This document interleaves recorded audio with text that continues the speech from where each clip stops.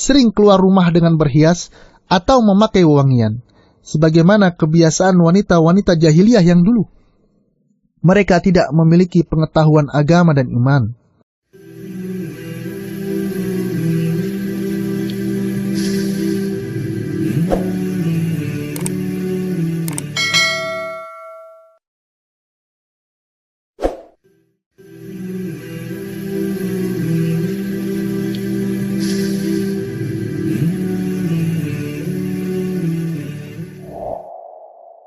Alhamdulillahi wahdah, sadaqa wa'dah, wa nasara abdah, wassalatu wassalamu ala man la nabiyya ba'dah, wa ala alihi wa sahbihi wa man tabi'ahu hudah, amma ba'd. Berhias. Satu kata ini biasanya amatlah identik dengan wanita. Bagaimana tidak, wanita identik dengan kata cantik. Dan guna mendapatkan predikat cantik inilah, seorang wanita pun berhias. Namun tahukah kita, wahai saudariku muslimah, bahwa Islam telah mengajarkan pada kita bagaimana cara berhias yang syar'i bagi seorang wanita. Dan sungguh, Islam adalah agama yang sempurna. Islam tidak sepenuhnya melarang seorang wanita untuk berhias. Justru ia mengajarkan cara berhias yang baik, tanpa harus merugikan, apalagi merendahkan martabat wanita itu sendiri. Saudaraku muslimah yang dirahmati Allah Subhanahu wa Ta'ala. Allah Subhanahu wa Ta'ala telah berfirman dalam Al-Quran, surat Al-A'raf ayat ke-31, Allah Subhanahu wa Ta'ala berfirman, A'udzu billahi minasyaitonir rajim. Ya bani Adam khudhu zinatakum inda kulli masjid wa kulu washrabu wa la tusrifu innahu la yuhibbul musrifin. Wahai anak Adam, pakailah pakaian kalian yang indah setiap memasuki masjid. Makan dan minumlah, tetapi janganlah berlebih-lebihan. Sesungguhnya Allah tidak menyukai orang-orang yang berlebih-lebihan. Namun, ada satu hal yang perlu diperhatikan bagi setiap muslimah. Hendaknya seorang muslimah saat ia berhias untuk menghindari perbuatan tabarruj. Tabarruj secara bahasa diambil dari kata al-burju, yang berarti bintang, sesuatu yang terang dan tampak. Dan di antara maknanya adalah berlebihan dalam menampakkan perhiasan dan kecantikan seperti kepala, wajah, leher, dada, lengan, betis, dan anggota tubuh lainnya. Atau juga ia menampakkan perhiasan tambahannya. Di dalam hal ini, Imam Asy-Syaukani berkata, at-tabarruj adalah dengan seorang wanita menampakkan sebagian dari perhiasan dan kecantikannya yang seharusnya wajib untuk ditutupinya, yang mana dapat memancing hasrat laki-laki. Perihal perkataan Imam Asy-Syaukani ini, Allah Subhanahu wa Ta'ala berfirman di dalam surat Al-Ahzab ayat yang ke-33, A'udzu billahi minasyaitonir rajim.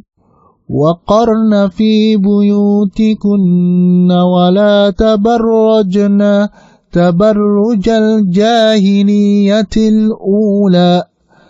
Dan hendaklah kalian, yaitu para muslimah, tetap di rumah kalian, dan janganlah kalian, wahai para muslimah, bertabarruj, berhias, dan bertingkah laku seperti orang jahiliyah yang dulu.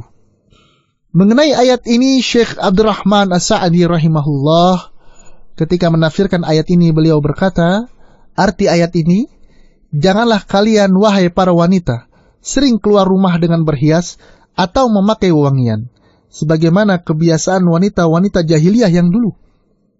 Mereka tidak memiliki pengetahuan agama dan iman. Semua ini dalam rangka mencegah keburukan bagi kaum wanita dan sebab-sebabnya. Selain itu, hendaknya seorang muslimah memahami mana anggota tubuhnya yang termasuk aurat dan mana yang bukan. Dan aurat sendiri itu adalah celah atau celak pada sesuatu atau setiap hal yang butuh ditutup. atau setiap apa yang dirasa memalukan apabila tampak, atau apa yang ditutupi oleh manusia karena malu, atau ia juga berarti kemaluan itu sendiri. Oleh karena itu, pertanyaannya, mana saja anggota tubuh wanita yang termasuk aurat? Pada asalnya, secara umum, wanita itu adalah aurat. Sebagaimana yang disebutkan dalam hadis yang diriwayatkan oleh Imam At-Tirmidzi, di mana Rasulullah Shallallahu Alaihi Wasallam bersabda, "Al-mar'atu auratun, fa idza kharajat ishtarafaha asyaiton."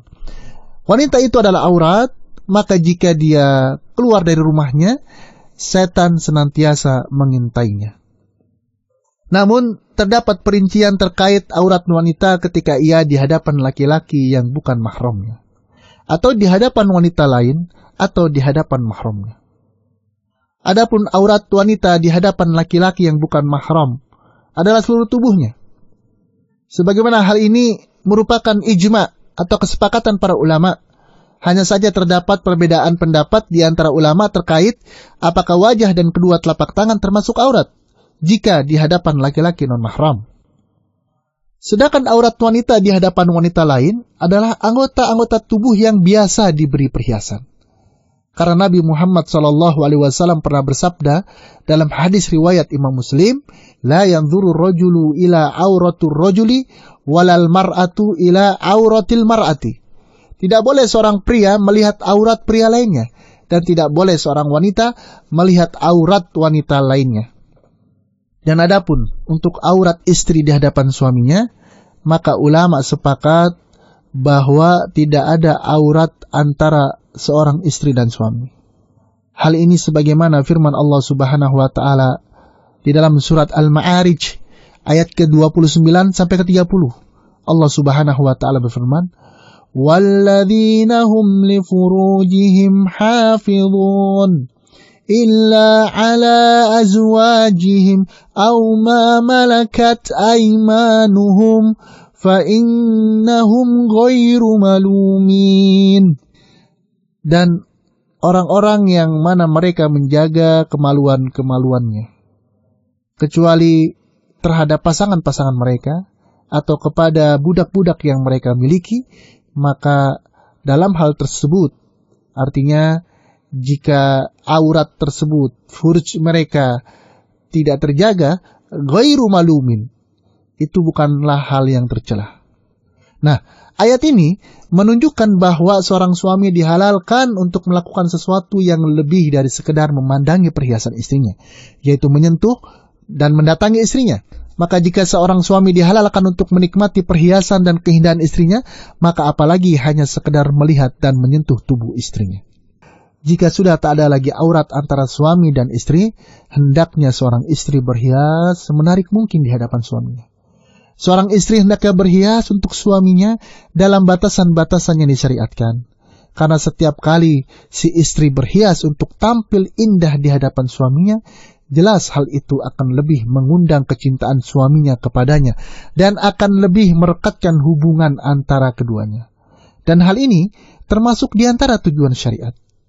Bukankah salah satu ciri istri yang baik adalah yang menyenangkan ketika dipandang, wahai saudariku? Adapun bentuk-bentuk berhiasnya bisa dengan bermacam-macam. Mulai dari menjaga kebersihan badan, menyisir rambut, mengenakan wangian, mengenakan baju yang menarik, mencukur bulu kemaluan, dan lain-lain. Namun yang hendak dicamkan seorang istri adalah hendaknya ia berhias dengan sesuatu yang hukumnya mubah, bukan dari bahan yang haram dan tidak memudaratkan. Wallahu a'lam. Wassalamualaikum warahmatullahi wabarakatuh.